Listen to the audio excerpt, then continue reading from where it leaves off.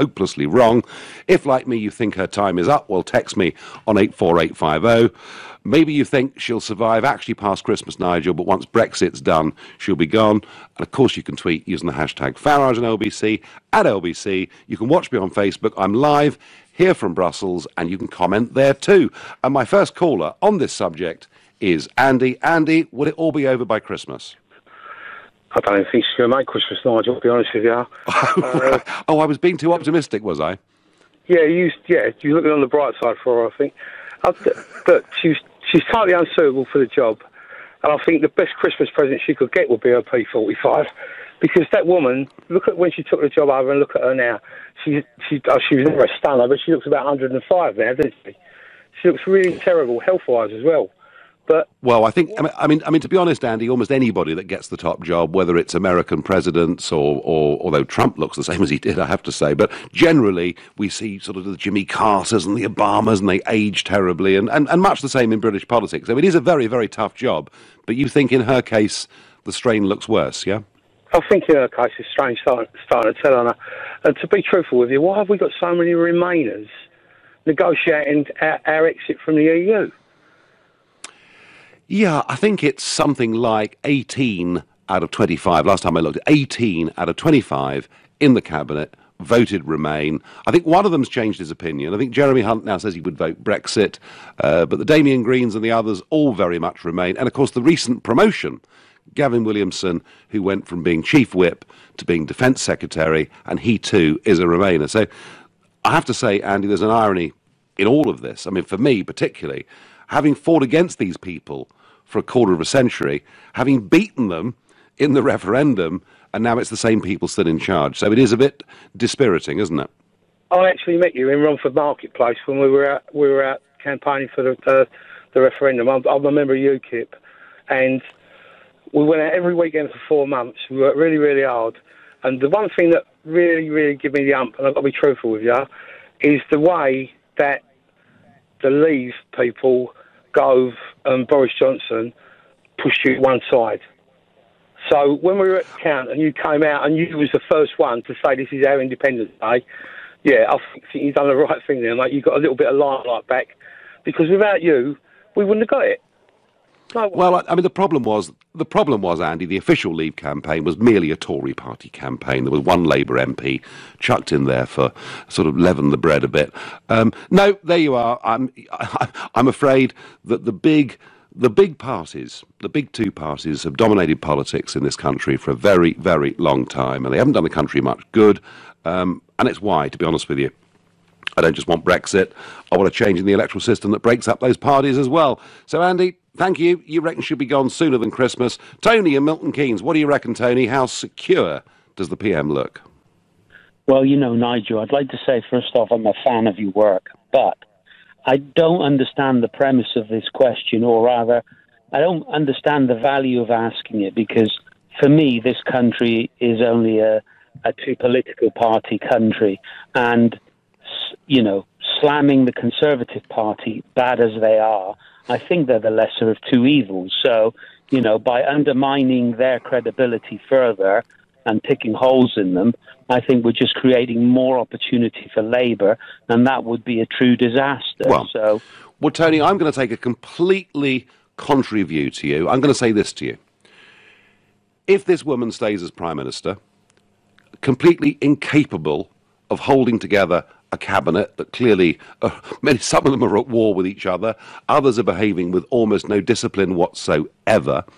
If she stays as Prime Minister, in charge of this party, I am certain that Corbyn is in with a really good shot of winning the next election. So you could argue, Tony, one of the reasons I think they should get rid of her, they should get somebody who believes in Brexit to head up the party, to head up the country, is actually to stop the Corbyn Marxism from taking over.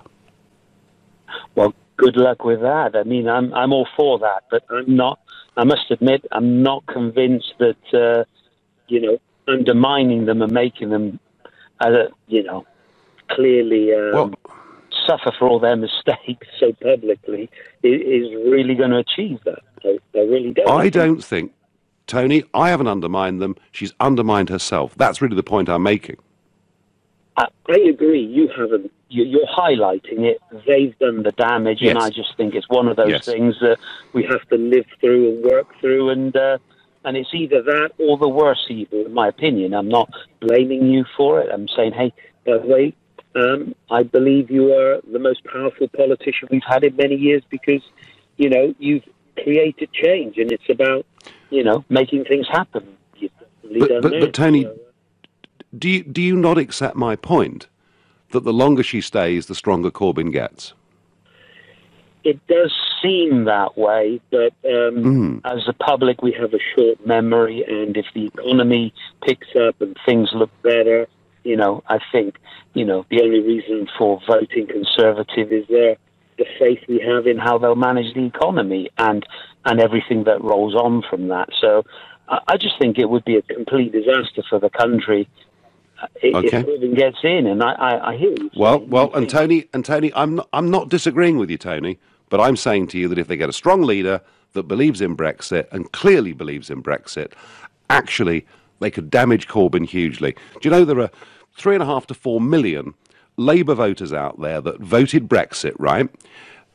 In the general election, Corbyn put forward a manifesto in which he said, under a Labour government, we will leave the single market, we will end the free movement of people, and now, 5 months on, he's completely betrayed that.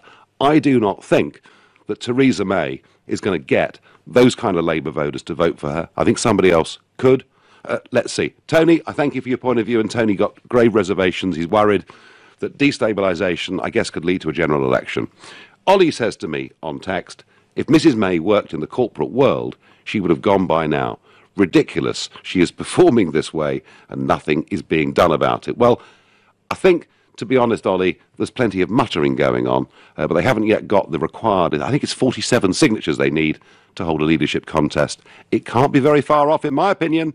You're listening to The Nigel Farage Show, exclusively on LBC, live from Brussels, and it's 7:15. It was the Conservative supporting Daily Telegraph who, on their front page today, put some polling out that I think is pretty shocking. It shows that faith in the Prime Minister's ability to get the right deal on Brexit has now plunged from 44% in the summer of this year.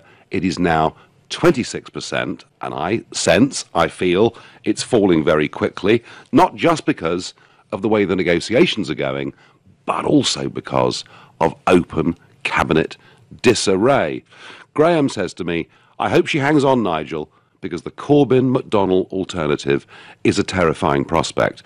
Graham, as I said to a previous caller, if you're of that disposition that you're scared, I mean, some people are very excited about Corbyn perhaps being the next Prime Minister, but if you're concerned about Corbyn being the next Prime Minister, then I think the one big ally that Corbyn has got is Theresa May. The longer she stays there, the stronger Corbyn will be. That's what I think. So far, you all disagree with me. I'm going to go to Charles, who's calling from Dulwich, a first-time caller to this show. Charles, good evening. Good evening, Nigel. I'd like to try to put it another way. I think that the next election is Corbyn's to lose.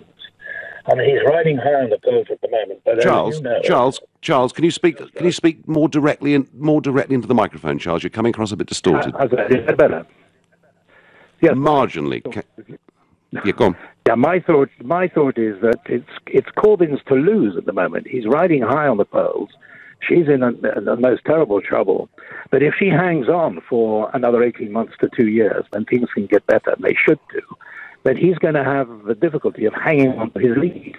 And I think it's the other way around. You say the longer she's there, the more likely it is for Corbyn to win. I take it the other way around.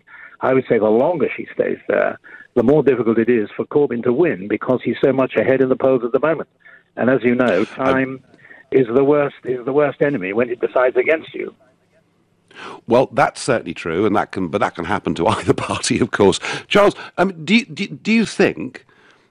Do you see in the next 18 months the cabinet coming together, acting with collective responsibility? Boris Johnson not making public mistakes, Priti Patel actually telling the Prime Minister when she's been to meet other heads of state. Do you see some remarkable coming together of this Tory party happening? I do, save for the point you make about Boris. I think Boris is a very difficult customer, and I don't think he should be there anymore. But I don't see any reason why in the next 18 months to 2 years the cabinet shouldn't coalesce around Theresa May for fear of what could happen when Corbyn and McDonnell take over. And I think that might well be a feeling that goes all the way around the country. And as I say, it is Corbyn's to lose. It's entirely possible that after this terrible time she's having, including, of course, what we heard this morning with all these people behaving badly on tax and this going all the way around the world, that she could actually have a good period obviously the big if, but if she can get something out of the Brexit and make it look reasonable and not too awful, then I think she's got a very good chance of winning the next election, not because she's a brilliant leader, but because she's probably a good manager in the end, and that's what you want. But I still say that the longer she stays, the chance she has of winning, and I think that Corbyn is there to lose. How about that? I cannot agree with you, Charles. I mean, of course, you could be right on the overall big picture. None of us can predict the future. Who would have thought 7 or 8 months ago that Jeremy Corbyn would be riding as high as he is? So you can never quite predict the future. Obviously, that's right. But Charles, when you say she's a good manager, would a good manager have allowed the months of July and August to be dominated by the Chancellor of the Exchequer and the Foreign Secretary disagreeing on a weekly basis in public? Well, I think you've got to look at the country as a whole. The country as a whole is divided, and you wouldn't expect the cabinet to be anything less. I mean, it would be very odd if the cabinet was entirely united and the country was entirely divided about the main issue, which is Brexit. So, yes, but there is a thing. There is a thing, Charles, there is a thing called collective responsibility, isn't there? Yeah, there is. I agree with you, but I think people have had the opportunity to speak. No, Charles, I'm losing you. You're going all crackly. Charles in Dulwich disagreeing with me very strongly. Another caller disagreeing with me very strongly. He thinks if May sticks in there, this is Corbyn's to lose, and he sees her as a good manager. Sorry, Charles, I don't. By text, you keep on about Theresa May, but never say who should replace her. I don't hear Rees Mogg saying she should be replaced. Well, of course she won't. Jacob is loyal to the party. He'd never say such a thing. On Twitter, people are now just starting to realise there was never going to be a good Brexit, hence the poll results. Well, whoever sent that, there could be a good Brexit. We need to know what we're trying to achieve. Nigel, you are funny, you know. The 2 ministers you have messed up this week are Brexiteers. If she fired them, you'd be the first to scream, says Dr. Ruff. I haven't messed up anybody. It wasn't me that said the woman serving 5 years in Iran was their training journalist, which surely was red rags to the bull. I didn't do that. And Priti Patel, I've got lots of regard for. But you can't just head off and meet foreign heads of state as a cabinet minister without actually telling anybody. And Rob on Facebook says, I think she's in dire straits. She knows it. She's hanging on for all she's worth, to the point of not sacking people. And even Charles from Dulwich, who was a big supporter of hers, he kind of said he thought Boris wasn't helping and that Boris ought to go. Is she going to fire Boris? I don't think so. Ben in Bristol, what do you think, Ben? Hi, Nigel. Seems like only Sunday we were talking. We're back on again. I know. So Nigel, we're not in so much agreement, I don't think. I think you've got to let it go, Nigel. You've got to let it go, this obsession with taking down Theresa May. It's a fair point. There's nobody decent enough to replace her. Give this woman a break. She is handling a very difficult time in the country's history. She's a very calm, very wise, intelligent woman. People are up in arms because she coughed once or twice at a conference as some letters fell off the wall and she had to apologise for winning an election. She won that election fair and square, by the way. The media is in total hysteria. They've been in hysteria. Right, did you listen, Ben? Saying she couldn't do it. Ben, did you listen to her interview? Did you listen to her interview with Ian Dale a few weeks back? Which one? What was saying what? When Ian interviewed her, and he said to her, if the referendum was held now, how would you vote? And she plain blank refused to answer. Nigel, don't panic, mate. Don't panic. You won the referendum, all right? The Brexit's going to go through, all right? Theresa May. Is it? Understand. Well, it will of a kind. Okay, look. It will of a kind, Ben. It will of a kind. But why is she giving us transition periods that will undoubtedly last to the next election? That's not what we voted for, is it? Nigel, don't panic. It'll get done. Just relax. Don't let the media... Don't panic. A calm man like you, a wise man like you, has got to stop panicking. And you're reading too much and you're getting too caught up in the media, Nigel. Just relax. I think, Ben... I tell you what I think, Ben. Ben, if she stays as Prime Minister...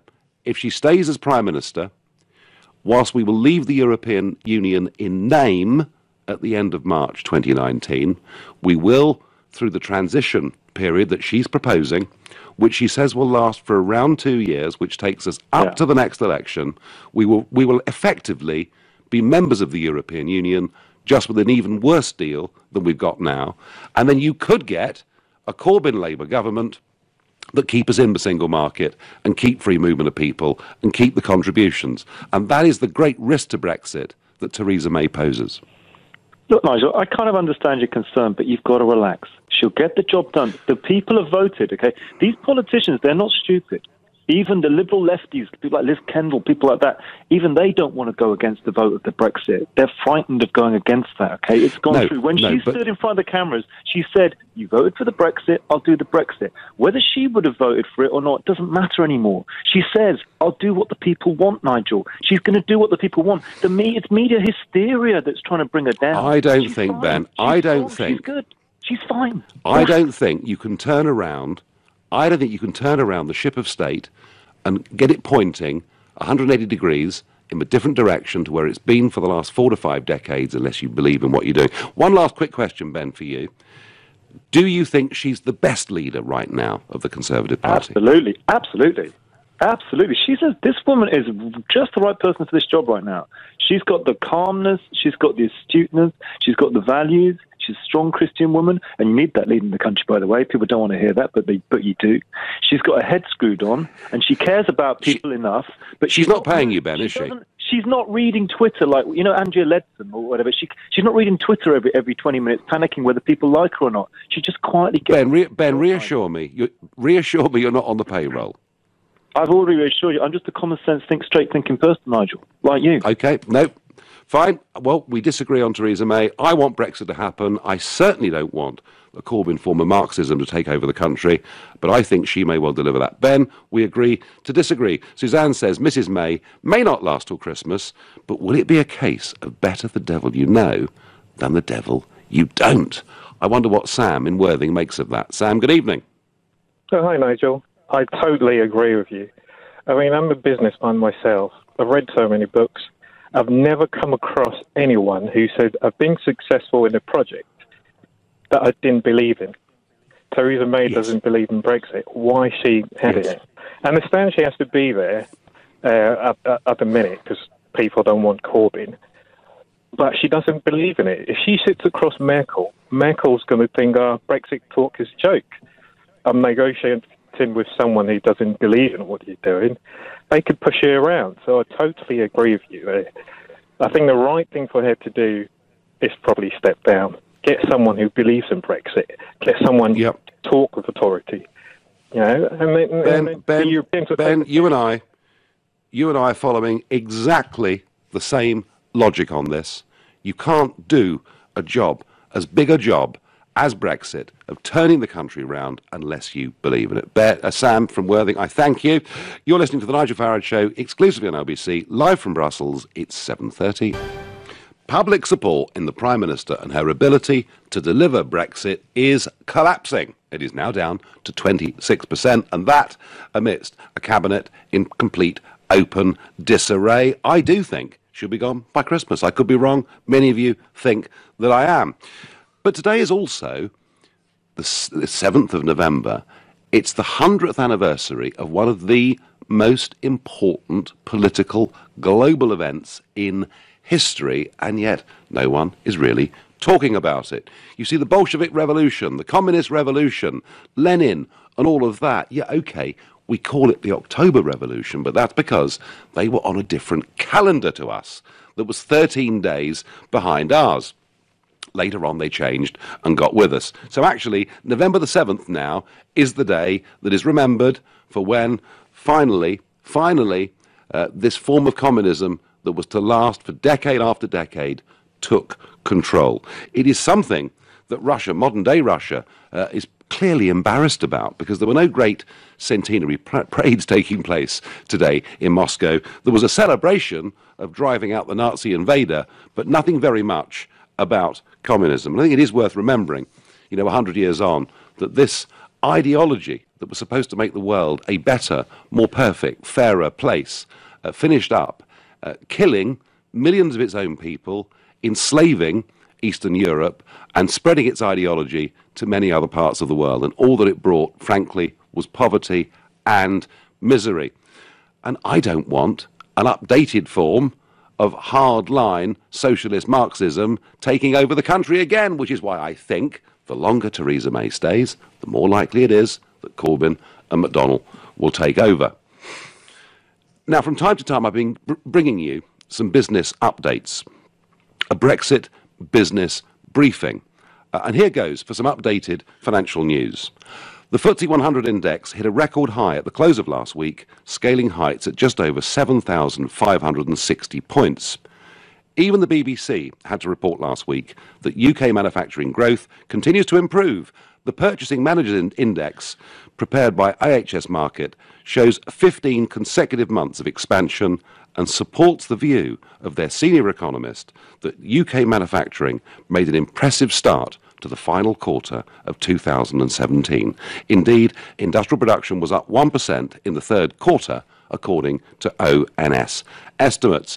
And the United Kingdom has just become China's 8th largest economic partner in the world, according to the CBI. By completing £55 billion of the trade last year with China, we are now second only to Germany in terms of the volume of business that we do amongst EU members. And Silicon Valley has more than doubled its UK investments in tech startups, rising from £342 million in 2016 to £885 million in the first 3 quarters of 2017. And JP Morgan has downgraded the number of staff expected in Paris from 4,000 to just 1,000. And similarly, UBS said its target is to keep as many jobs in London as it can, reducing the number it anticipates in Paris from 1,000 down to a mere 250. And the acceleration of GDP growth from 0.3% in the second quarter to 0.4% in the third. And with unemployment rates now at a 42-year low, we saw the Bank of England returning interest rates to the level they were before the referendum. Ends. There's plenty of good news out there. It isn't all misery. We're doing absolutely fine. And if we sort Brexit out, we'll be doing better still. Sharon in Oxford is a first-time caller to this show. Sharon, am I right or wrong that Theresa May needs to move on, or this government is in real trouble? I'm afraid I'm going to be another person who has to disagree with you on that. Yep. I'm a fan of yours, by the way, and I voted for Brexit. Yep. My feeling is that I feel that there's kind of like a insidious campaign by Remainers to try and bring down this government. I continuously hear Labour, John McDonnell, the trade unions and others, they want to bring down this government. And what it is, it's a sort of like a campaign by the Remainers to remove Theresa May from power, okay? And then, even if I don't know who you think should take over from Theresa May, but whoever it is that takes over from Theresa May, then if they have to do an option like a no-deal Brexit or anything like that, the people who oppose that will say, oh, they have no mandate from the public to be the Prime Minister. We need a general election. So then it will force a general election. And then there's a very good chance, as you fear, of Labour winning that election. And then the Remainers will try and force whoever wins that Labour election to then bring in a second referendum and undermine Brexit. So I don't think removing Theresa May is a wise thing. It's impossible for any Prime Minister right now to be popular and bring in Brexit, because half the country almost voted against that. So there's a lot of people out there who wish whoever's Prime Minister right now would be wished a lot of ill will by many people who want to stay in the EU. So she's never going to be popular with the public. She's only going to be popular when we get through this process and you come out the other side, and actually all those good news you just said is happening, continues to happen after Brexit. She'll become very popular then.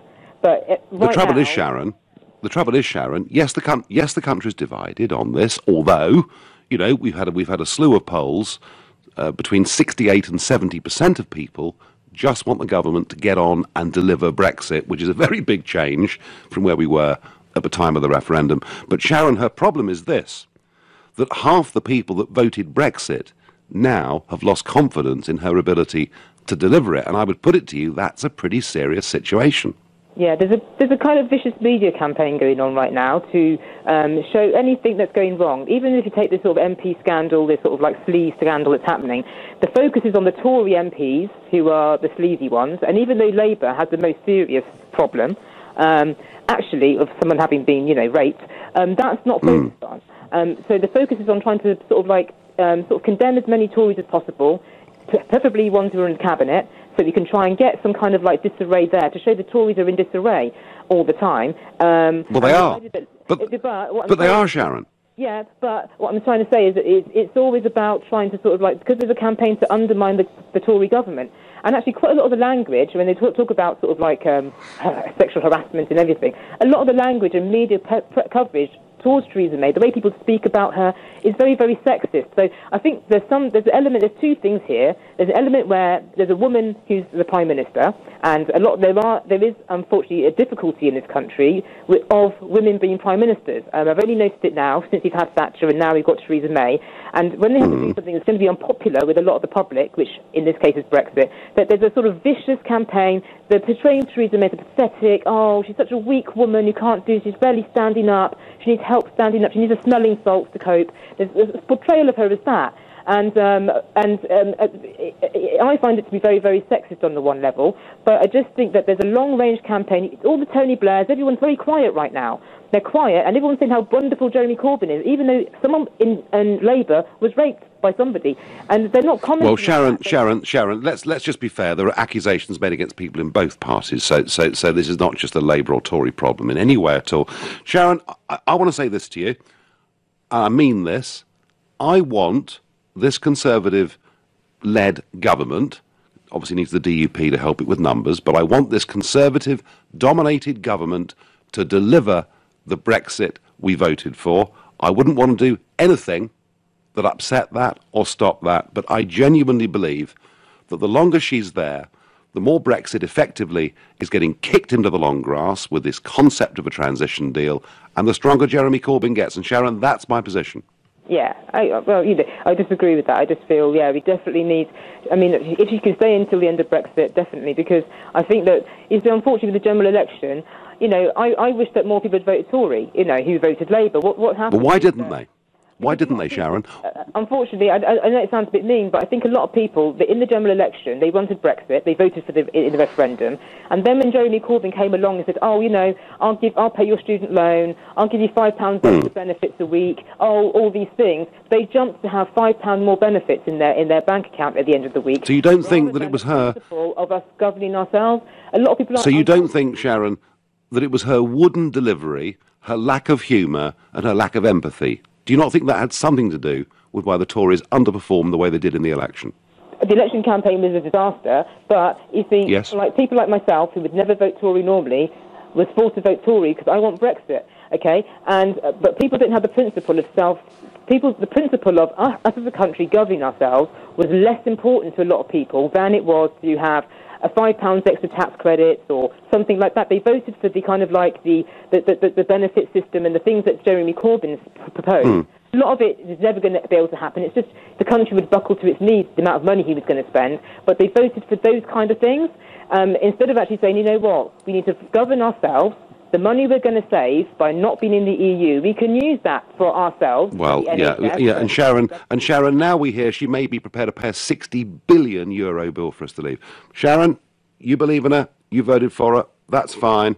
I have to say I've got pretty grave reservations about her. But a lot of you think, it's better the devil you know, or actually she's not doing too badly. Norma takes my view on Facebook and says, "Evening, Nigel, she is way out of her depth. We need someone who believes in our country to take the job." Well, I'm not saying Theresa May doesn't believe in the country, but she clearly doesn't really herself believe in Brexit, and I think that's a huge, huge obstacle to doing this job properly.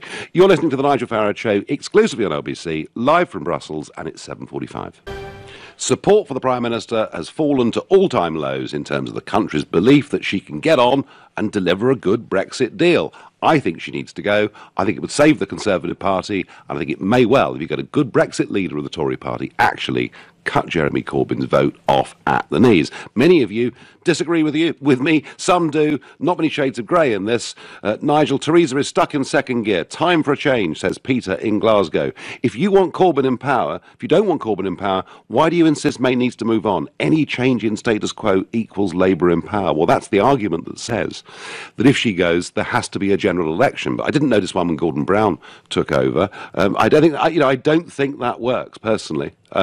Nigel, we must be the laughing stock in Europe. In my 75 years, I've never seen a more shambolic government.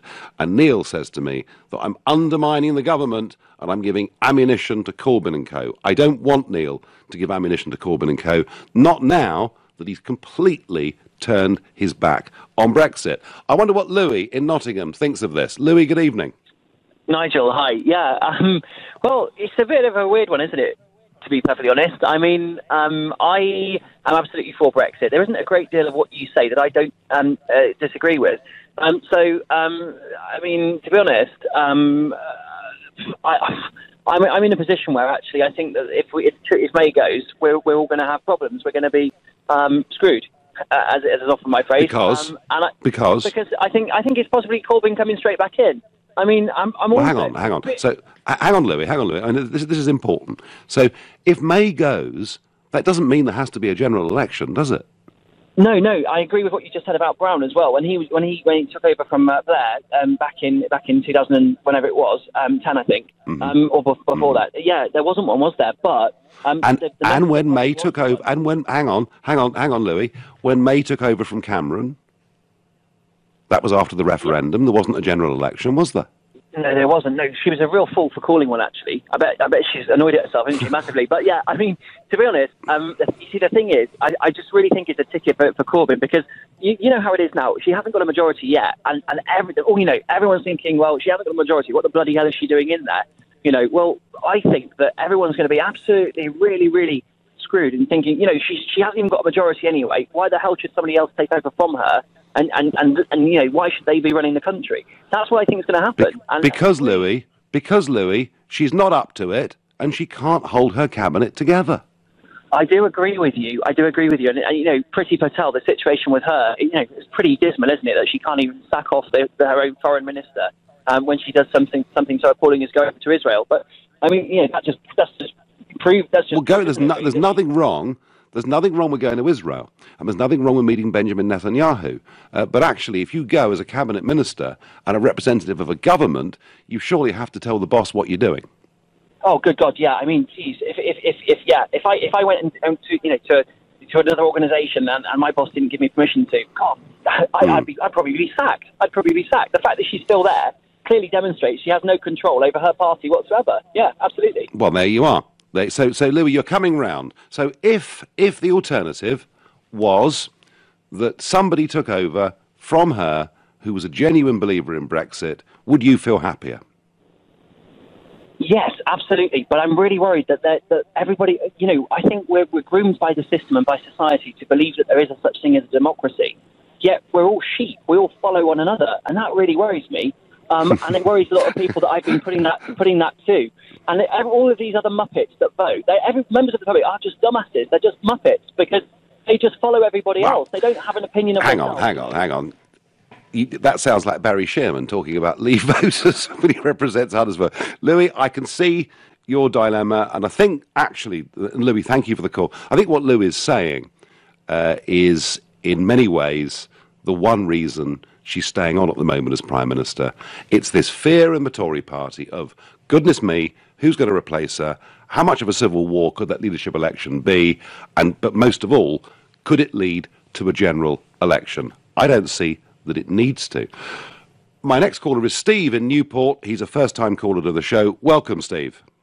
Hi, Nigel. It's a great pleasure to talk to you. My wife and I have been long admirers of your trying to extricate us from the Brussels machine. Yeah, well, I did my bit, Steve, but it's now Theresa May's turn, and a lot of people are now saying she's not doing a very good job. I would agree with that. I think she's totally inept, but the problem is that there isn't a viable alternative within the Tory party. There is no one there that one could have any confidence in. David Davis is attempting to do a job in Brussels, but albeit, I think, with his hands tied behind his back. Mm-hmm. So what if, Steve, David Davis was leader and didn't have his hands tied behind his back? He might just do a better job. It has to be said, it's a very difficult job to do, but by the same token, one could say that he should say, OK, this is our deal, take it or leave it, and get on with it. The French are well known for doing that sort of thing. I lived in quite a long time. Yes, and they've done it. They've done it at European summits to get their way on a variety of things over the years. I mean, Steve, do you think Theresa May is a leader? Far from it. I don't think she has the wherewithal to lead the country. I think she might be quite an adequate sort of politician, but then again, that's no big job, is it? You know, I don't think in terms of leadership, she has got it at all. You know, unfortunately. So you don't support her, but Steve, you don't support her, but you're worried about her going, yeah? I most certainly am, because I can't see a viable alternative. I like Rees-Mogg, but he has a persona which I quite like, but I don't think he would appeal to everyone. I think he's a very clever bloke, but I don't think he has the persona to actually lead the country. And I can't see him. And as for Boris, you know, he's just a buffoon, like, you know. Well, he's not a fool, but he's a very clever man, Steve, but he maybe gets a few things wrong. Steve, thank you for your call. Going to have to let you go. Tom says to me, what is happening in the Parliament at the moment is a direct result of Brexit. Your idea is making your representatives squabble like little children and making your country a laughingstock of the world, yet you still go on like Brexit is a good thing. Tom, Brexit was the political earthquake, but we haven't yet had the aftershocks, and the aftershocks, I think, may well break up the political parties as we know them. At least I hope it does, because they're not serving us terribly well. Hopefully Jeremy Corbyn will be in number 10 implementing socialist policies. Brexit will be abandoned, and that would be the icing on the cake. Well, that's the one thing that I really do want us to avoid, and I think the longer that Theresa May stays there, the more likely it is that that will happen. But many of you don't agree with that. And my final caller quickly tonight is Anthony from Chingford. Good evening, Anthony. Hi, Nigel. Hi, good evening. Big fan of yours. Good evening. But I would like to bring up the point that a government in power devotes all of its time to running a country. And now we've got a government in power that also has the enormous job of trying to work out a Brexit deal with Brussels, which for Theresa May is a near full-time job. So not only has she got to run a country, but she's also got to negotiate one of the most important historical deals that England has probably ever had. So to try and judge her when she's got so little time to do both is a very difficult thing to do, because the position she's in... Sure, but is she up to it? Ever been in before. So how nope. say... I accept that, but do you think she's up to it? Well, who's up to it? Who can possibly run a country and run such a huge task that Mr. that Cameron walked away from? Anthony, I'm going to have to let you go. We've come to the end of time. I will answer that by saying someone that believes in it.